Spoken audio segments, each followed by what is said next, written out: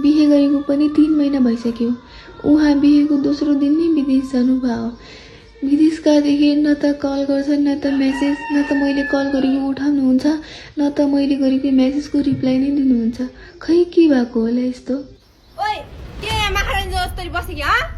जा गएर खुरुखुरु भाँडा त नलकाभरि भाँडा छ। हस् हुन्छ। यो घरको सबै मान्छे मसँग यस्तो व्यवहार किन गर्छन्? आखिर मैले यस्तो गरेको चाहिँ के छु?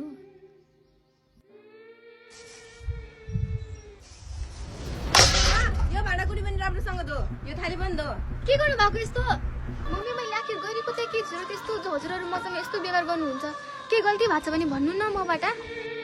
गल्ती सबैभन्दा ठुलो गल्ती कि तैँले मेरो छोरासँग बिहे गरी। तर तपाईँ आफै आउनु भएको होइन मेरो घर मेरो हात माग्न।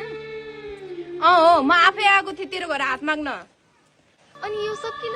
किनकि तसँग बिहे गरेपछि हाम्रो घरमा दाइजो आउला सोचेको थिएँ, तर तेरो माइती यस्तो गरिब रहेछ कि जस्तो सोचेको थिएँ त्यस्तो दाइजो आएन। मलाई जे भन्नुहुन्छ भन्नु, तर मेरो माइती घरलाई बीचमा नल्याउनु, बुझ्नुभयो? अनि अर्को कुरा, जति दिन सक्ति दिएको यो अझै पनि हजुरको मन नबुझेको रहेछ। छी घिन लाग्छ मलाई तपाईको सोच। के भनिस्?